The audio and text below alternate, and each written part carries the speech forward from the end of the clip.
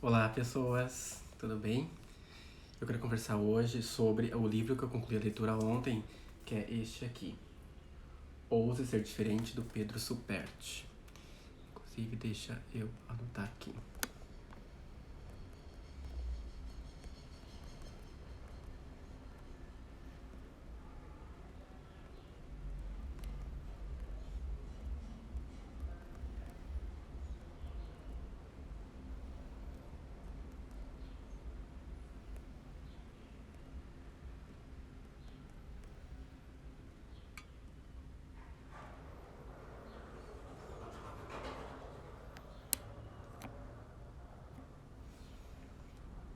Muito bem, então vamos lá, Ouse Ser Diferente, do Pedro Superti.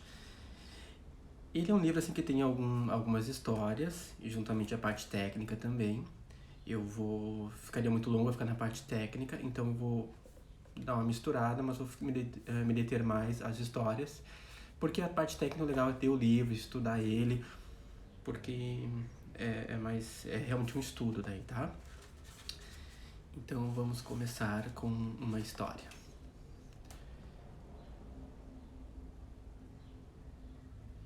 Depois de tantos anos vivendo ali dentro, ele conhecia cada centímetro daquela caverna, e o que ele estava vendo não era parte da paisagem. Sua família vivia há muitas gerações naquele lugar. Era escura, fria, profunda, mas oferecia abrigo e proteção. Tudo que ele e seus irmãos conheciam era a vida dentro da caverna. Na verdade, ele nem sabia que estava dentro, pois não imaginava que existia um mundo fora. Uma vez que seu mundo se resumia a sombras projetadas nas paredes pela luz das poucas chamas das tochas. E neste pequeno mundo ele era feliz. Até que um dia, enquanto todos ainda dormiam, ele escutou uma voz. Era sutil, calma, quase que um pensamento, uma ideia. Ela falava dentro de sua mente, e era mais do que algo lógico. Ela parecia se conectar ao seu coração. Ele sentia algo queimar no peito, e a voz dizia para ele sair dali. Sair como? Para onde? Ele achou que estava sonhando. Voltou a dormir. Mas a voz não parou. Quanto mais a ignorava, mais forte e profunda ela parecia ficar. Até que chegou um ponto em que não podia ignorá-la mais. Levantou-se e sentiu que a voz o guiava para explorar os túneis proibidos ao norte da caverna. As gerações, os anciões da sua tribo, ensinavam de pai para filho que aquela região era proibida. Quem se aventurou por ali nunca mais retornou. Por isso, ninguém entrava naquela região de túneis. Apesar do medo, a voz ficava cada vez mais forte. Quanto mais ele tentava ignorá-la, mais impactante ela se tornava. Não de uma forma assustadora, mas persuasiva. A voz parecia ter certeza do que estava falando, mesmo que ele não entendesse o motivo, então ele resolveu ir até o fim para descobrir o que acontecia. Suas mãos tremiam, sentindo o frio da caverna escura. As paredes úmidas davam sinais claros de que há muito tempo ninguém passava por ali. Então, para não ficar tão extensa a história, ele seguiu essa voz, que era a voz do coração dele. E contrariando tudo, todas as normas, as regras que existia, ele resolveu então ir ver até onde dava aquela voz, que na verdade era uma voz interna, era uma coisa da consciência dele, que diziam para ele buscar, para ele entender o que havia, lá fora. Ele seguiu então por horas, foi caminhando, e ele sai da caverna. Ele encontra então uma saída, arreda ali as pedras, e sai da caverna. E o que ele vê quase não pode ser descrito em palavras. É como se o brilho de 1000 tochas entrasse por aquele espaço. Ele leva, em vão, a mão à frente do rosto. A luz que entra é tão forte que seus olhos ficam temporariamente cegos. Ele não vê nada. Teria despertado a fúria dos deuses? Teria morrido e estava seguindo o túnel de luz que leva ao mundo dos espíritos, assim como contado incontáveis vezes por seus anciões. Ele respira fundo, aguarda. A voz dentro da sua cabeça nada diz. Aos poucos, lentamente, sua visão começa a voltar. Ele se levanta, arrastando-se em direção à luz. E o que ele vê quase o convence de que ele estava em outro mundo. Ele nota que estava em um lugar bem alto, e de lá consegue ver muitas coisas que nem saberia por onde começar a explicar. Ao fundo, nota outros montes de pedras tão gigantes com algo branco em seu cume. Aquilo que parece ser tinta, conforme vai descendo pelos gigantescos montes de pedras, parece ser líquido. muito parecido com a água que ele bebe dentro da caverna, mas em vez de escorrer pelas paredes, o que ele vê é uma enorme corrente. É uma corrente enorme e esverdeada que vem se entrelaçando pelo desfiladeiro, até se perder de vista. E por falar em cor, como descrever o azul acima de sua cabeça? É como as pedras usadas por seu xamã para curar doenças e dores, mas de um brilho tão profundo que cobre tudo que ele pode ver olhando para cima. Ele fica sem palavras. No caso, ele estava vendo o céu e ele via montanhas, e acima das montanhas ele via provavelmente as nuvens. Tem interpretações, pode ser as nuvens, pode ser o frio, então aquelas geleiras, em alguns países mais frios se vê isso, e o azul era o céu. E ele continua observando, então, O que seriam aqueles seres correndo em bando lá embaixo? Andam sobre 4 patas e parecem correr muito velozmente. Muito mais do que um homem saudável da sua tribo é capaz. Ele nota outros animais voando acima da sua tribo. Muitos tipos diversos, várias cores, tamanhos e formatos. Ele sente o calor tão amigável como se o abraço da sua mãe pudesse envolver todo o seu corpo. Instintivamente, eleva o rosto e nota que no meio do grande azul que cobre havia uma grande fonte de calor, que era o sol. Então ele fica maravilhado com aquilo, como que poderia ter aquela tocha, que ele só conhecia a tocha, que iluminava o caminho dentro da caverna. Então era uma escuridão e a única luz que ele conhecia era iluminado por essas tochas.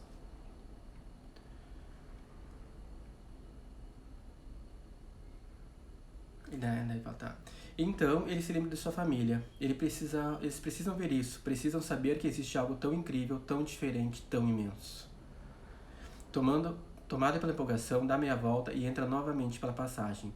Durante o regresso, ele só imagina a alegria que sua tribo irá sentir quando tiver a chance de conhecer tudo aquilo. E ele volta então para a tribo, e tenta explicar tudo o que ele tinha visto. Mas percebe que as palavras que não contra palavras, porque são coisas que ele nunca tinha visto. Tenta falar dos animais, do que viu, dessa coisa azul que tinha lá em cima, E da chama flutuante que queima sem precisar ser alimentada, Porque as chamas precisavam sempre de algum combustível. Quanto mais ele fala, mais percebe o quão confusas as pessoas ficam. Elas fazem muitas perguntas, mas ele não tem as respostas. O que ele narra parece um sonho, uma alucinação. Nada disso era possível dentro da realidade da tribo. De onde ele tirara tantas ideias de coisas impossíveis? Estaria ele adoecido ou tomado por um espírito maligno? As pessoas começam a rir, enquanto um grupo acha muito engraçado a possibilidade da existência de um teto azul que não fosse de pedras. Outro grupo começa a se sentir ofendido. Algumas pessoas mais exaltadas tentam agredi-lo, dizendo que ele havia despertado a ira dos deuses e que agora todos ali corriam perigo de ser amaldiçoados como ele. Os anciãos se reúnem para decidir o que fazer com o jovem. Ele tenta explicar que, apesar de não ter as respostas, existia um mundo incrível para além das cavernas, Então essa tribo vivia sempre dentro dessa caverna e tudo que existia ali, que são aqueles pensamentos de que tudo é assim, de que funciona desse mundo e não se abre a mente para o novo, Então essa história justamente é a pessoa que foi buscar, que abriu a sua mente para um novo. Então ele tenta explicar para essas pessoas que existe um mundo lá fora, dessa realidade que eles conhecem. E aí o pessoal, então, fica indignado e ele vai, então, para esse julgamento, Porque ele havia infringido a regra de que de gerações ninguém havia feito o que ele fez. Ele ousou demais. E então ele é mandado embora. Ele tem que sair da tribo. Porque, então os ancestrais com a decisão decidem que o jovem é uma má influência, um mau exemplo para as crianças, que ele havia selado seu destino quando decidiu quebrar as tradições da tribo. Aquilo era inaceitável e pedia uma punição. Sua presença não seria mais permitida ali. Ele deveria partir e nunca mais voltar. Então lhe foi dado nada além de um cantil de água e uma roupa feita de lã de ovelha. A sua mãe, aos prantos, pedia misericórdia, mas não houve. E para ter certeza de que seu exemplo não fosse seguido, os anciões deram uma pele de cordeiro para o jovem. Mas não era uma pele comum, deram a menos desejada, a mais desprezada, a pele de uma ovelha negra. A pele do animal que não se encaixa no rebanho, que tem espírito rebelde e que muitas vezes é morto por exigir atenção constante. Era uma profunda forma de humilhação. Então ele é mandado embora, usando essa pele de ovelha negra, né? Que um rebanho de ovelhas brancas, você vê a preta, ela acaba tendo que dar mais atenção porque ela é mais visada pelos próprios predadores, né? Então era uma forma de humilhação. E assim nasceu a lenda da ovelha negra. Essa história, ela é baseada no mito da caverna de Platão. Eu ainda não li o mito em livro, conheço palestras, conheço a história, e cada vez que eu ouço ela me dá insights diferentes, é filosofia, né? Ela é muito complexa, mas é uma forma de entender então que ele quebrou os padrões, ele saiu daquela tribo, ele saiu daquele modo que era considerado o certo. E aí, né, essa foi a introdução do livro. Eu vou agora contar um trecho de uma outra história, que tem muito a ver com a nossa realidade hoje. Em 1825, ir a um hospital era um horror. A sala cheirava fortemente a urina, fezes e outros fluidos corporais. Os médicos trocavam de um paciente para o outro sem trocar a roupa, quase sempre com as mãos em instrumentos sujos com sangue de várias pessoas. Ir para o hospital era realmente arriscado.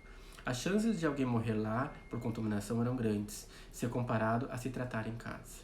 O chão era coberto de serragem para absorver o sangue que escorria, e havia uma profissão muito bem remunerada na época, a de caçador de vermes. Seu trabalho era livrar os colchões dos vermes e piolhos que infestam os leitos. Abrindo um parênteses aqui, a gente sabe que houveram muitas profissões que não existem mais, assim como estão surgindo agora, né, este ano mesmo, em função de todo o ajuste que a gente fez, que a humanidade fez, está surgindo então novas profissões, novas possibilidades. A questão do mundo digital, que tem hoje profissões que nem se imaginava que há 3 anos atrás iriam existir. Então é essa mudança, né? Então imagina que um dia existiu a profissão de caçador de vermes. Naqueles tempos, os médicos se orgulhavam de seu cheiro forte, pois exalar o fedor de hospital era sinal de trabalho árduo e dedicação, era um elogio, não motivo de vergonha. E era tudo normal. Até que um médico húngaro, chamado Inácio Semmelweis, começou a pensar que deveria haver um jeito melhor de tratar as doenças. Ele observou que muitas vezes os médicos saíam de uma autópsia de um cadáver diretamente para tratar de um paciente, e que isso poderia ter alguma relação com o altíssimo índice de fatalidade. Até que concluiu que as mãos sujas poderiam estar relacionadas às mortes dos pacientes, e teve uma ideia maluca. Implementou um sistema de lavagem de mãos em uma solução de cloro e sal, e orientou os médicos a fazerem isso entre cada atendimento. O resultado foi assustador. A taxa de mortalidade caiu de 18% para 2% em apenas 30 dias. Ele não sabia explicar exatamente o motivo. Levaria ainda vários anos até Louis Pasteur comprovar a existência de seres tão pequenos que são impossíveis de ser observados, chamados vermes, ou os vírus, né? Que é a nossa realidade hoje. Quer dizer, a nossa realidade da pandemia, né? Porque sempre existiu. Mesmo assim, a obsessão de Semmelweis por hospitais mais limpos iniciou um movimento de exigência por hospitais e médicos limpos, diferentemente do que a cultura venerava à época. Eventualmente, ele causou tanto incômodo que foi boicotado pela classe médica local por suas ideias extremistas. Perdeu o emprego, foi perdendo prestígio e acabou entrando em depressão. Morreu alguns anos depois em um manicômio, em uma camisa de força. Ele tinha 47 anos. Um homem à frente de seu tempo. Semmelweis era uma ovelha negra. Movido por uma convicção interna inabalável, seguiu sua intuição mesmo com a desaprovação e resistência do padrão instalado na época. Então, imagina se ele não tivesse tido esse insight de perceber isso, né, toda essa evolução. Então, sabe, o hospital já é um lugar que tem que haver um cuidado maior agora. Isso se estendeu para as nossas vidas pessoais, né? Isso provavelmente não vai mudar. Não vai ser depois que teve a vacina mudou, porque criam-se hábitos, criam-se procedimentos, né? Mas então nós temos 2 histórias aqui. Temos uma primeira que é uma questão filosófica, que tem várias interpretações, mas que em tese, em resumo, né, o resumo do resumo seria a mente que se abriu para o novo, tentou buscar aqueles que não quiseram aprender, mas ele foi buscar a evolução e aqueles ficaram para trás. Então esses são ciclos. Quem não quer evoluir, ok, são escolhas, mas vão ficando para trás. E aqui vem outra questão também de evolução, mas que descobriu uma coisa que não é mais só sobre mim, é sobre o coletivo, né? Sobre o coletivo. Então, quando se trata de doença, que é agora a questão que nós estamos falando de vacinar, de vacina, do vírus, não é sobre mim, não é sobre eu me cuidar ou não, é sobre o, o coletivo, né? Quando nós deixamos de nos cuidar, nós estamos ocasionando algo para o próximo também. Então não é sobre nós, é sobre o próximo.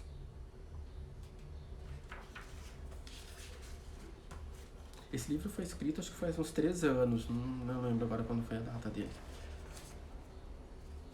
Ah, tá. E aí agora, né, saindo um pouco das histórias, ele fala então sobre os 2 lobos, então a batalha dos 2 lobos, que são o lobo... Fugiu o termo agora. O lobo selvagem e o lobo divino. E aí ele fala um pouco sobre essa questão da...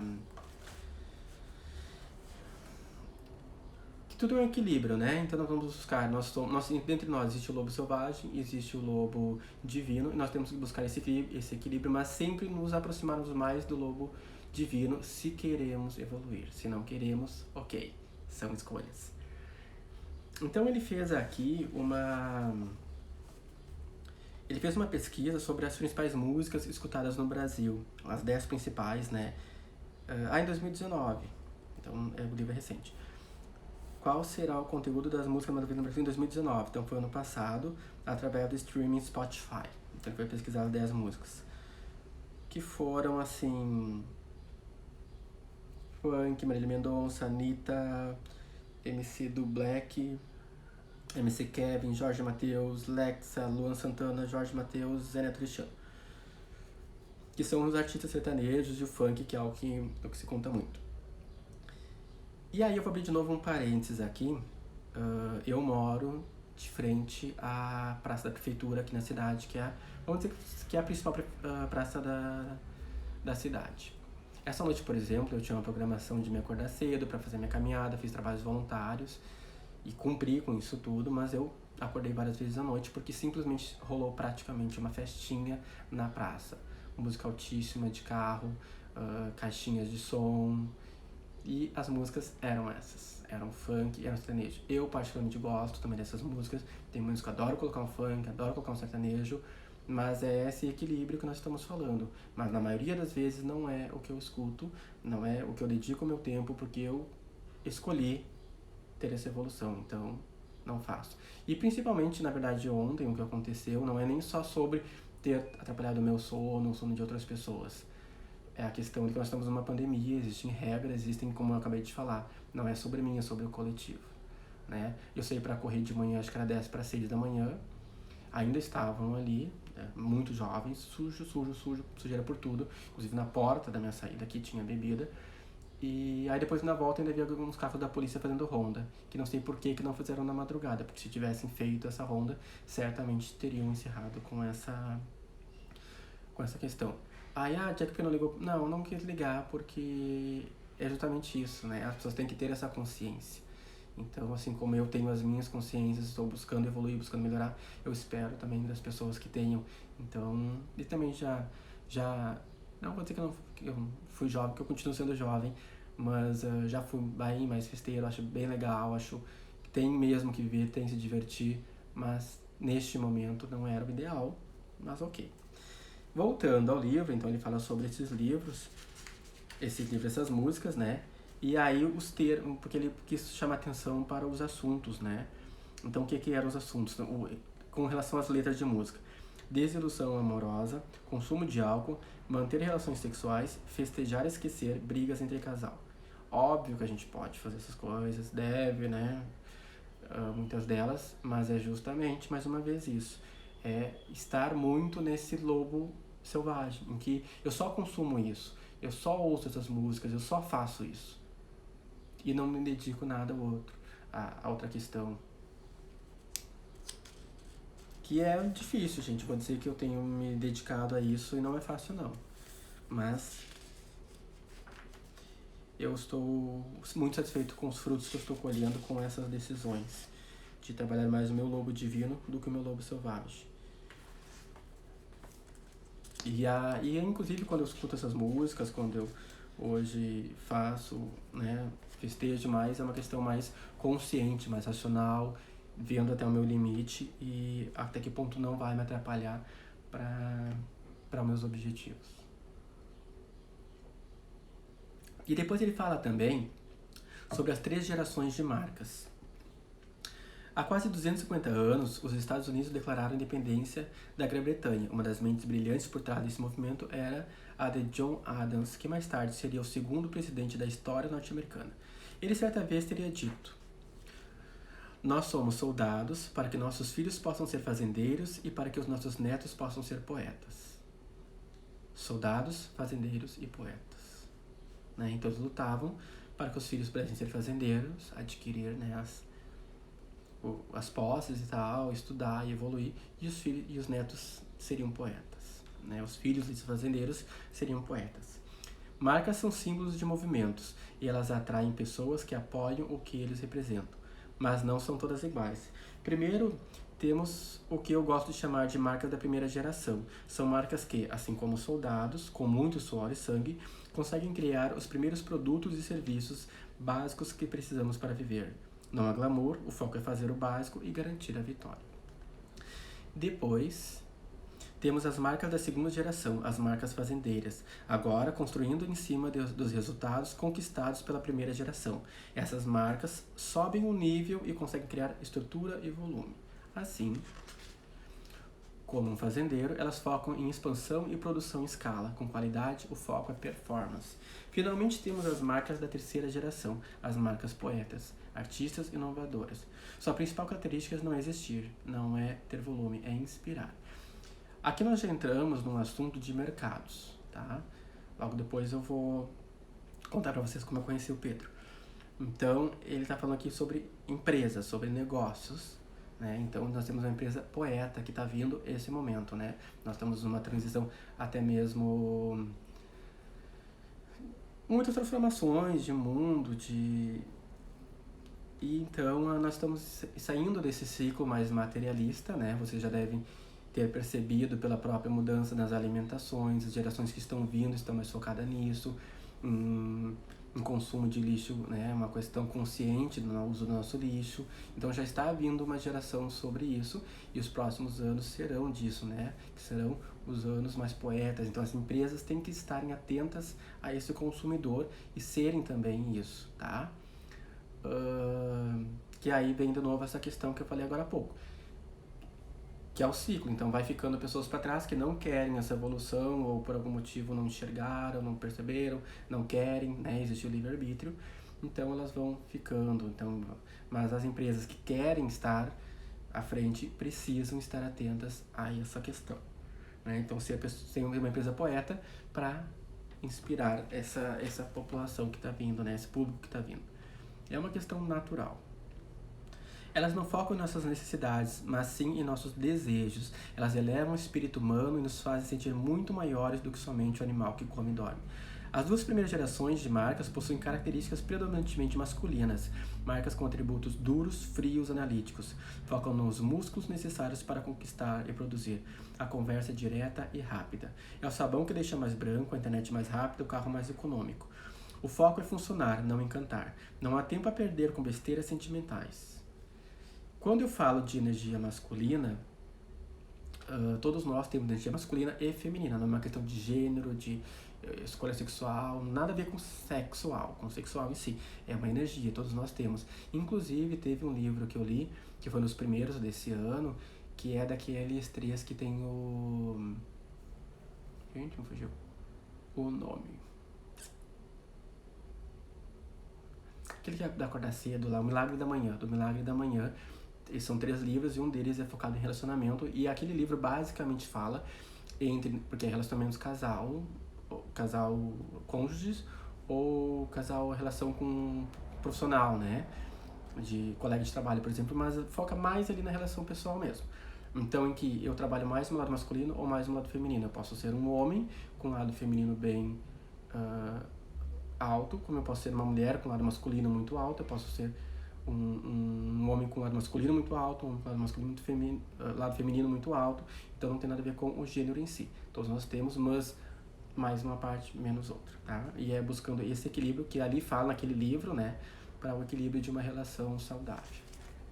E aqui quando se fala, porque ó, no visagismo também, né, que é o segmento meu segmento principal que eu estudo, a gente trabalha justamente nos temperamentos e o que cada um desenvolve com relação de energia. Então vai ter aquele que vai ser mais aqui, mais como se fosse mais autoritário, vai ter características mais masculinas e vai ter aquele lado mais doce, né, que vai buscar mais paz, mas que seria uma característica feminina.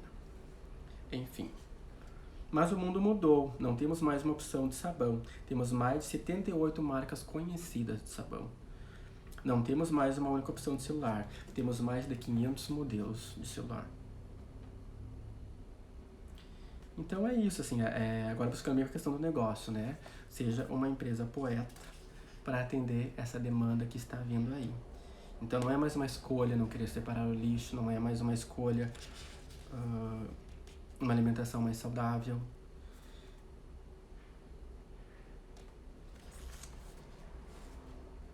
Vamos para o próximo. Vai vir uma outra história agora, bem bacana também, que eu já conhecia e fiquei muito contente de ver ela nesse livro. Deixe-me contar a história de um menino que, assim que nasceu, a mãe notou que ele era diferente. Na hora de mamar, na hora de brincar com os amiguinhos, muitas vezes, ele ficava mais quieto, em seu canto, mais introvertido. E ela notou que o rosto dele era triste. Nenhuma mãe gosta de ver um filho triste. Ela queria ajudar e o levou ao médico. O médico diagnosticou o maior temor da mãe. Ele tinha um tipo de paralisia irreversível no rosto. Teria que se adaptar àquele semblante. Na escola, as crianças caçoavam dele e não o chamavam para brincar. Faziam bullying, ele não conseguia se desenvolver socialmente como as outras crianças e se tornou mais quieto ainda. Isso também afetou o desenvolvimento da voz dele. Falava de um jeito enrolado e estranho. As pessoas tinham dificuldade para entender o que ele estava falando. Eu tenho um pouquinho de dificuldade de falar também, né? Às vezes, com essa função de internet, de mandar áudio, né? Eu digo que às vezes nem eu entendo o que eu falo. E provavelmente no decorrer desse vídeo tem coisas que vocês também não entendam. E estou tentando trabalhar esse lado. Ainda não fui numa fono, mas está nas minhas metas. Porque falo mais para dentro, falo mais... por falar muito rápido, né? Às vezes o que eu penso não dá conta de falar. E isso leva muitas pessoas a me ver como introspectivo, o que na verdade não sou. E isso tem a ver também um pouco porque eu fui um adolescente introspectivo, um adolescente que não interagia muito com as pessoas e acabei não desenvolvendo muito essa parte da fala. Inclusive essa função de gravar vídeos é também um treino para que eu possa me soltar mais, para que eu consiga vir a gravar melhor. Então voltando para a história. As pessoas tinham dificuldade para entender o que ele estava falando. Isso teve impacto também na adolescência e na vida adulta dele. Não conseguia encontrar nenhum emprego ou mesmo uma formação. Isso tornou uma pessoa tímida, difícil de lidar e não sabia muito bem o que queria fazer na vida. Ele chegou a conseguir uma namorada, mas no fim também a relação não durou. E com o tempo ele foi morar em um pequeno quartinho alugado, perto de uma estação de trem durante um tempo. Ele chorava toda noite e se perguntava o que eu quero da minha vida, por que eu cheguei a essa idade e não tenho nada. De fato, a única coisa que ele tinha era um cachorro. As coisas só pioraram, ele perdeu cada vez mais oportunidades, perdeu dinheiro e logo, tanto ele quanto seu fiel amigo passavam fome. Sua única opção foi vendê-lo, seu último amigo, a última pessoa que estava ao seu lado. Mas o animal ao menos teria uma chance com outra pessoa. Já ele levou o cão a uma loja de bebidas para tentar vendê-lo e conseguiu por $25, né? Então chegou um ponto que ele vendeu o seu melhor amigo, o seu cãozinho. Voltou para casa chorando, achando que a vida não tinha mais propósito. Não havia motivo para tanto sofrimento. O estresse já havia tomado conta da sua vida. Usou o dinheiro para garantir comida e, saindo da loja em um cartaz, descobriu que havia uma luta de boxe do campeão Muhammad Ali. Decidiu assistir, mesmo pagando com o pouco dinheiro que lhe sobrava. Queria acreditar em outra realidade. Buscou um sonho, né? Então, tamanha dificuldade que ele estava, ele viu uma inspiração e resolveu acreditar naquilo ali, ver para, né, buscar algo que lhe desse um motivo a mais para viver. A luta entre Muhammad Ali e Chuck Wepner. O lendário Muhammad Ali foi superior, mas Wepner aguentou como um guerreiro. Diante da resistência de Wepner aos socos de Ali, uma luz se acendeu e o nosso jovem viu a luz no fim do túnel.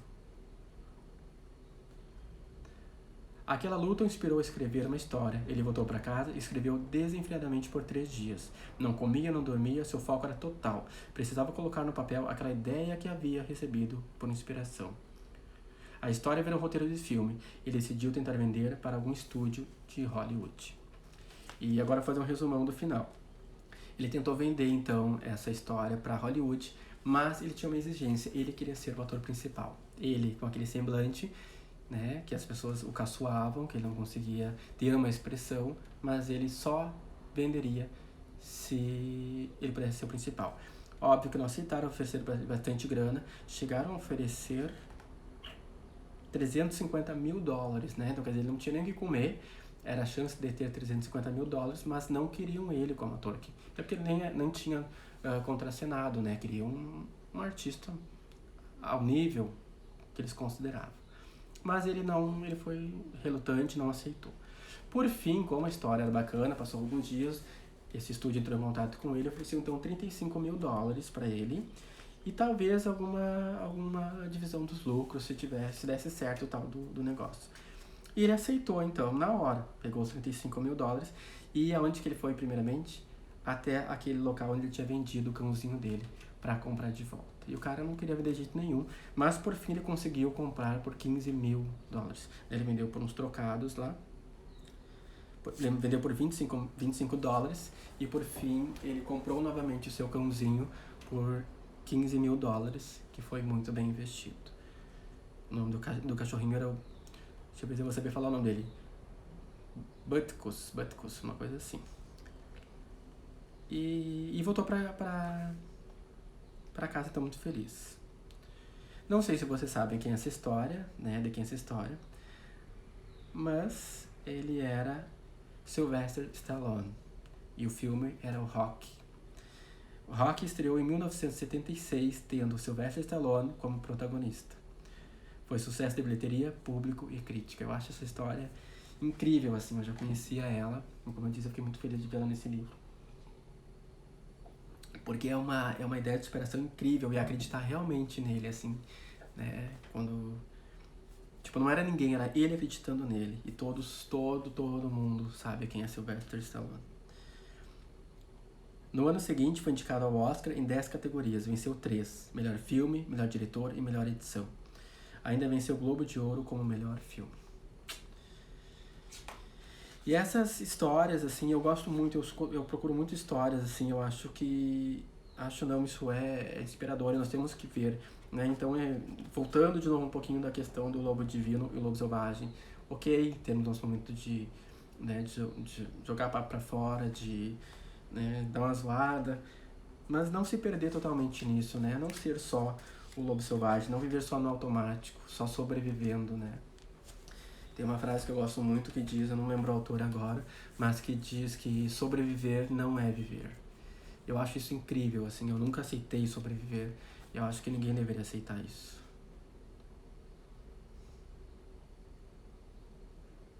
E agora vem uma outra história de superação também fantástica, que eu também já conhecia. Eu vou procurar resumir mais ela. Não vou mentir para a senhora, a situação é grave. A voz do médico era segura, mostrando que ele sabia o que estava falando. Podia-se notar que ele estava preocupado em como encontrar as palavras certas para comunicar o que era preciso ser dito. Mas não era algo fácil de ser comunicado. A mãe ficou em silêncio. O pai colocou seu braço em volta da esposa, como se pudesse oferecer algum conforto. Em seu coração, uma mistura de medo e impotência encheram seus olhos de lágrimas. Nenhuma criança deveria ter que passar por isso. Essa já era a 3ª vez que o menino era internado. Ao fazer qualquer esforço, rapidamente ele perdia o fôlego. Sua respiração ficava cada vez mais rasa e rápida. Seguindo seu intestino mais profundo de sobrevivência, o menino acelerava a respiração, tentando desesperadamente buscar ar, mas em vão. A cada vez que o menino inspirava, tinha-se a esperança de que a próxima ele iria melhorar. Só para ser seguido pela respiração rápida.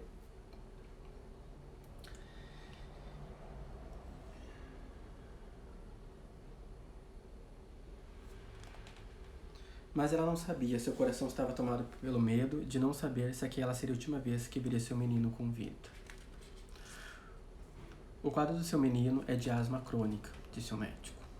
Os medicamentos que tentamos até aqui não têm tido efeito que esperávamos. Não posso fazer promessas. Se ele sobreviver, e repito, se ele conseguir sobreviver, nunca terá uma vida como a de outras pessoas. Precisa ficar acamado sem fazer esforço por bem. Período indeterminado. Sinto muito, mas não há nada que possamos fazer. Mas enfim, o menino conseguiu voltar para casa e teve uma infância realmente muito difícil. Além da asma, o menino sofria de raquitismo devido à falta de vitamina D e à chance da exposição ao sol. Seus ossos tornaram-se frágeis, suas pernas curvas sob o peso de seu pequeno corpo, em forma de arco, e sua coluna também sofria de uma curvatura acima do normal, com todos os indícios de impactar para sempre sua mobilidade e vida útil como adulto. Devido à sua condição, o menino foi acometido por uma febre reumática, uma doença grave que afeta coração, articulações, pele e cérebro. Além da dor para se mover, a doença pode ocasionar uma lesão nas válvulas do coração, que infeccionados podem gerar paradas cardíacas, ou seja, potencialmente fatal. E assim ele foi crescendo, mas com essa dificuldade todas. Até que a mãe e o pai dele queriam criar uma maneira de ajudar esse filho, né? Algo que não existia ainda. Havia riscos, claro, mas sentiam que o mais arriscado seria continuar na mesma situação. O menino aceitou. Dedicou-se dia após dia, seguiu as orientações dos pais, mesmo quando algo dava errado. Aos poucos, ele foi melhorando, sentindo-se mais forte, foi deixando a cama para trás, o isolamento do quarto, começou a sair para a rua, a interagir com as crianças, a caminhar e a correr. Né? Então, com essa ajuda dos pais, essa dedicação toda, o pai era ginasta e a mãe era naturopata. Então, né, trabalharam todos esses exercícios com o menino. Inacreditavelmente, ele melhorou. Sua recuperação foi tão miraculosa que quando chegou na adolescência, ele se tornou ginasta, mergulhador e esquiador. Sua própria experiência o fez apaixonar-se pelos limites do corpo humano. Tornou-se um estudante fervoroso de fisiologia, anatomia e medicina oriental. Aprofundou-se nos ensinamentos dos antigos gregos e romanos, baseado em sua própria dor. E entendia que não era só o corpo, e não era só a mente. Era o harmonioso equilíbrio, né, o famoso equilíbrio, entre os dois que poderia levar a raça humana a novos limites. Então ele entrou no quartel, né, o serviço militar, sempre destacando, puxando sua equipe, usando desse conhecimento dele, e sempre se destacavam muito. Então ele começou a criar técnicas, né? Aos 46 anos, decidiu deixar para trás a Europa e morar nos Estados Unidos. No barco que o levava para lá, em uma viagem que durou semanas, ele conheceu o amor de sua vida. Ela se tornaria sua fiel companheira até o fim de seus dias. Né? Então ele conseguiu, inclusive, encontrar o seu amor nessa viagem. Então, coisas talvez até mesmo do destino. Nos Estados Unidos, seu método virou febre entre os dançarinos. Alguns dos maiores nomes da indústria da dança ficaram encantados com os resultados e o recomendavam para todos os alunos. Em poucos anos, seu método era conhecido internacionalmente. E ele não parou por aí, continuou criando novas técnicas, né, novos equipamentos. As pessoas esperavam meses para ter a chance de ter uma sessão com ele, de onde muitos já saíam com resultados. Ele faleceu em 1967, aos 87 anos. Né? Uma pessoa que não tinha possibilidade nenhuma, chegou aos 87 anos. Seu método hoje é referência no mundo todo, amplamente aceito e recomendado por profissionais de saúde e da comunidade médica. Milhões e milhões de pessoas tiveram a vida transformada pelo trabalho daquele jovem menino francino, doente, mas que nunca desistiu. Seu nome era Joseph Hubertus Pilates, criador do método Pilates, que provavelmente você conhece e deve ter um estúdio próximo de onde você mora. Além de ter uma história recente e inspiradora, analisar a vida de Pilates traz uma esclarecedora lição sobre o processo de criação e como podemos tirar proveito disso. E aí, em cima dessa história, ele traz técnicas, né, de métodos criativos, de como nós sermos mais criativos, pegar que ele fala do input e output, então eu peguei uma ideia de alguma coisa que na verdade já existe, junto com outras coisas e cria um serviço, né? Um exemplo que é muito usado nesse caso é do próprio Uber, em que existe a internet, existiam os táxis, mas serviços ruins, clientes insatisfeitos, não se sabia quem era aquele motorista, se esquecesse de alguma coisa no carro, talvez nunca mais fosse encontrar, e criaram então um aplicativo para satisfazer, né, essa dificuldade do cliente, trazer mais conforto. Então foi esse input e output buscando através de uma dor. Tem uns exemplos em que ele fala aqui também, ó. O telefone conectou duas pessoas, o trem duas cidades, o avião conectou dois países. Quando Cartier adaptou um relógio de bolso para ser amarrado no pulso de Santos Dumont para ajudá-lo no controle de tempos de seus voos, ele gerou valor. Quando a Havaianas conectou chinelos de borracha a um item de moda, gerou valor. Quando a Uber, que eu falei agora, conectou o táxi à internet, gerou valor. Joseph Pilates conectou as suas próprias dores com os exercícios dos romanos, a sabedoria dos chineses e a medicina moderna ocidental. Seu método gerou muito valor. Inventar algo novo não significa criar tudo do zero. Muitas vezes é juntar duas coisas, ou mais, que nunca haviam sido conectadas. E aí ele tem aqui então algumas técnicas, né? Que eu não vou me adentrar nisso agora. Vamos ver o que mais. Que eu separei pra nós aqui. Tá, e eu vou pra nossa última história então. Que é outra que eu também conhecia, que é uma das minhas favoritas. No instante que a porta do avião se abriu, o calor invadiu a cabine. Como ainda não era verão, esperava-se que a fama do calor não se confirmasse tão rapidamente, mas aquele lugar era diferente. Ao sair da aeronave, o vento quente quase fez com que seu chapéu fosse levado embora. E aí desceram, então, havia um carro esperando com o motorista. E... então receberam, entraram no veículo e em minutos estão na estrada principal. Eu tenho um bom pressentimento dessa vez, disse o irmão mais novo. O mais velho, com o olhar de quem não sentia a mesma coisa, balança a cabeça e diz: os números não mostram um bom sinal. Não vamos criar expectativas infundadas antes da hora. O carro continua por alguns minutos, depois de certo tempo, entra em uma estrada de terra. A estrada principal vai ficando para trás, enquanto a vegetação muda aos poucos. O veículo dá solavancos e saltos inesperados pelos buracos da rua. Sinais que aquele caminho era raramente feito. Eles andam em silêncio e percorrem uma distância considerável, vegetação adentro. Chegamos, é aqui, disse o irmão mais velho. Eles abrem a porta do veículo e saem. O calor, por incrível que pareça, dava a impressão de ter se acentuado ainda mais. Seu olhar se perde por campos espaçosos, entre árvores e vegetação selvagem nativa. O irmão decide caminhar em poucos passos, nota que as pernas afundam na terra úmida, mais do que água. O lodo era uma mistura de matéria orgânica com água suja. O cheiro era muito forte. Com o sol batendo em cima, a água evaporava em forma de umidade e subia lentamente, impregnando narinas, pele, roupa de qualquer pessoa que passasse por ali. Insetos, muitos insetos. Mosquitos tão grandes que pareciam sobreviventes diretos da pré-história. Precipitavam-se sobre os homens. O zumbido era alto e constante. Nitidamente, eles eram os invasores dali, e a natureza não parecia estar estendendo um tapete vermelho para recebê-los. Obviamente foi um erro termos vindo. Não há nada aqui. Este lugar não é nem de perto o que buscamos. Vamos embora, disse o irmão mais velho, visivelmente irritado e decepcionado com o tempo perdido. Ei, está me ouvindo? Vamos embora, repete o irmão mais velho. Mas o irmão mais novo não ouve. Ele parece estar com um olhar fixo em um ponto. Seu semblante irradia felicidade. Você está me ouvindo? Vamos embora. Só perdemos tempo vindo aqui. Eu deveria ter confiado nos meus números iniciais. Este lugar é terrível, bradou o irmão mais velho. Mas o irmão mais novo estava fora de alcance. Seu corpo estava ali, mas sua mente parecia estar em outra dimensão.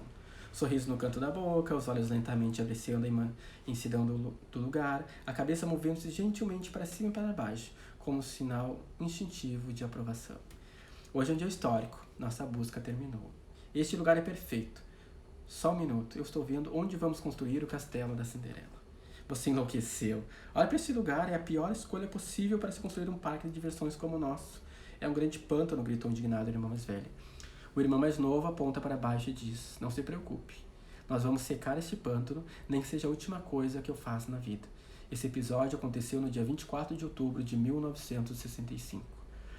Apenas alguns meses após o diálogo entre os irmãos, um dos principais veículos de notícias da cidade, o Orlando Sentinel, anuncia em sua matéria de capa: comprador misterioso revelado, Walt Disney. A matéria revela que a cidade viraria um centro de atrações para milhões de turistas e bilhões de dólares nos próximos anos. Menos de 6 anos depois, a Magic Kingdom abria suas portas e mudava para sempre a relação das crianças com os contos de fada. Aquele diálogo entre Walt Disney e seu irmão mais velho, Roy, não ficou somente na teoria.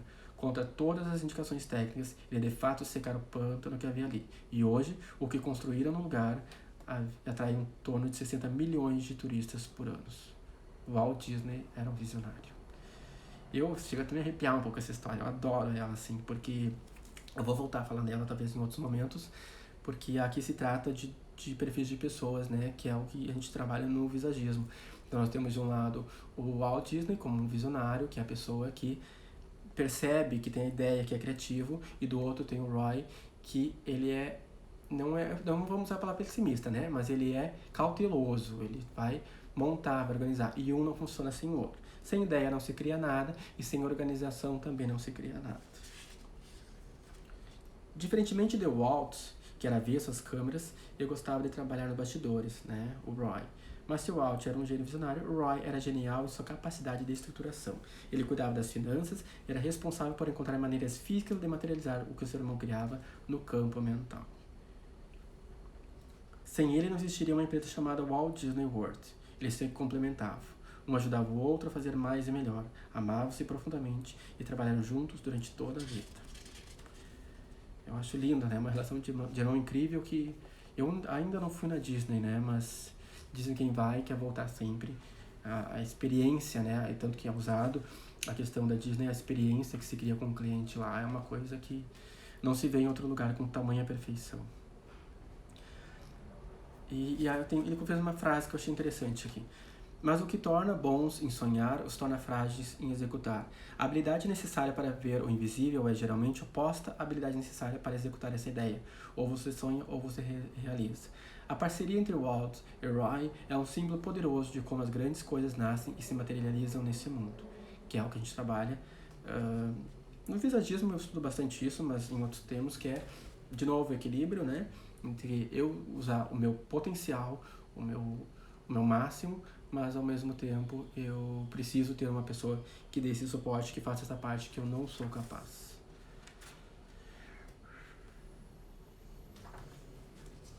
Deixa eu ver se tinha...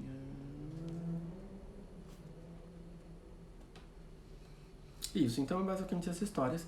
E aí ele tem 13 capítulos, tá? O livro, e aí ele escreveu. Eu decidi que teria 13 capítulos, pois, na cultura milenar chinesa, o número 13 representa coragem, iniciativa e sabedoria. Ele representa a luta entre o velho e o novo, o tradicional e o rebelde. As pessoas que aprendem a lidar com a energia desse número não temem o que pode dar errado. Elas anseiam pela chance de o velho dar lugar ao novo, pela oportunidade daquilo que pode dar certo. Eu não conhecia essa classificação do 13, dessa forma aqui. Fiquei bastante feliz, porque é um número que eu gosto muito. Inclusive, o meu celular termina em 1313. Foi o número que eu escolhi na época. E gosto muito, simpatizo com o número 13. O Pedro Superti, ele morou 2 anos no Japão. Ele conta aqui a história, né? Ele foi num trabalho voluntário pra lá, que se inscrevia e tal. Então, ele conheceu... Tem uma história bem interessante que ele conta aqui sobre essa chegada dele no Japão. Eu não entrei nela pra não ficar também mais extenso. Então, ele... e aqui, ó. Ao comprar este livro, você está fazendo a diferença literalmente. Este livro foi escrito com o propósito de unir as pessoas que vão liderar a mudança no planeta. E muitas delas estão onde menos se espera, nas comunidades mais carentes do país. Por isso nos unimos ao visionário Eduardo Lira, fundador da ONG Gerando Falcões, para criar o primeiro curso de diferenciação voltado para empreendedores das comunidades carentes do mundo. Nosso módulo... Então vamos criar aqui cursos para ajudar essas crianças carentes, tá? Além de ter acesso a esportes, cultura e empreendedorismo, vão poder ter acesso a uma nova maneira de gerar riqueza, criar inovação e fundar empresas em uma escala jamais imaginada antes. A gente sabe o quanto o brasileiro é criativo, né? Que tem aquela história que tá sempre na internet de que a NASA quer estudar o brasileiro, né? Nós somos um povo muito criativo, mas com uma cultura muito pobre, em que nós não usufruímos do nosso máximo, da nossa mente, né? As próprias escolas não ensinam isso. Enfim, é triste essa parte toda do país, um país tão grande desses. Mas que bom que está vindo essa nova era, que está vindo novas pessoas que estão aí para buscar e para mostrar um caminho para essas gerações novas, né? Cuidarmos bastante, para cuidar muito dos nossos idosos, dar muita atenção, muito carinho, muito amor para eles entenderem quando eles não concordam com alguma coisa nossa, que não é culpa deles, é a forma como eles foram ensinados, né? Mas ao mesmo tempo a gente respeitar, ter esse cuidado com eles, mas focar também no jovem, nessas crianças que estão vindo, porque eles serão o futuro. E então não é só uma questão, esse livro ele não fala só sobre uma questão de negócios, né? É uma questão justamente da conexão de nós humanos, como pessoas, com negócios, né? Essa fusão que é a questão do ser, né? E para encerrar, como é que eu conheci o Pedro Superti? O Pedro Superti, ele tinha tido uma indicação de uma cliente, sei lá, uns 2 anos atrás, mas segui, não conectei na época. E aí depois eu não lembro bem em que momento que eu tinha, se foi antes ou não, mas enfim, o que eu marcou, assim, que eu conheci ele, que eu digo conheci, não conheci pessoalmente ainda, mas conheci ele foi quando parou tudo, né, lá na nossa pandemia, 19 de março, eu fui então pra Cachoeira, né, onde nós temos um sítio lá, e uma coisa que eu já sabia quando parou tudo é que eu não queria voltar a mesma pessoa que eu tava indo, né, eu já contei lá no YouTube a minha história profissional, e é profissional e que é de vida, então eu já sou uma pessoa que não, entendeu? Eu não me entrego muito assim, então nessa questão de meta, eu sou movido pelo meu temperamento também, o humor, enfim, como vocês preferirem dentro do visagismo, né? Então, sou uma pessoa movida muito por metas, por resultados. Então, quando eu fui para lá, eu já fui pensando o que eu poderia fazer para aprender, né? Para aproveitar esse tempo que eu ia ficar lá, que eu não sabia quanto tempo era. E logo que eu tinha tido uma meta que tinha colocado, que eu já comentei aqui, que eu ia caminhar ou correr todos os dias naquele período, que era março, né? Então, no final de março eu continuei fazendo isso. E aí o Pedro Superti lançou um negócio que chamava de Magic Morning. Então ele entrava sempre ao vivo às 8 da manhã, ficava 1, 2 horas batendo papo, assim. E eu assistia todos os dias, então ele era uma grande companhia minha, assim. E assistia ele, assistia outras coisas, foi muita coisa para online na época, né? Então ele era minha companhia e continuou sendo, né? Eu costumo dizer que ele tem sido uma das minhas principais companhias no decorrer desse ano. E aí através dele eu conheci também numa live uma outra pessoa que eu me apaixonei muito, muito assim, que é a professora Lúcia Helena Galvão. Essa, eu vou dizer que eu acho que ele até perdeu um pouquinho para ela, que eu praticamente assisti todas as palestras dela, e que são palestras de filosofia, né? Então, por isso esse livro começou com a filosofia, então tudo vai se conectando, assim.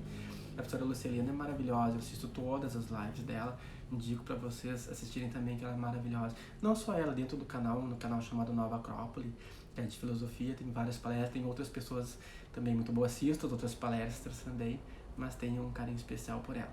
Então assisto muito ela quase todos os dias, e ele também assiste então todas as Magic Mornings, ele fez durante muitos meses, não sei quantos agora, né, mas acho que foram 160 dias, se não me engano. Devo ter assistido pelo menos 100. Então, não assisti todas, mas assisti muitas delas, porque não ficava gravado, depois de um tempo ele começou a deixar um pouco gravado, eu olhava durante o dia, ele faz lives às vezes de 3, 4 horas, eu assisto também. E o foco do Pedro Superti, ele trabalha com, basicamente com marketing de diferenciação, né? Que eu não entendo nada de marketing, li recentemente um livro, estou aprendendo um pouco essa parte por questão de business, mas não entendo muito, mas é muito mais que isso, né? E aí eu aprendi no decorrer desse ano também que a coisa é buscar lá atrás, como o próprio visagismo, né? Como iniciou lá em Hipócrates, lá em antes de Cristo, depois de Cristo foi classificado, teve aquela pesquisa lá do Imhotep, do egípcio também, 2600 a.C. Então é estudar a história toda de sempre e ver o que repete padrões ou não, né?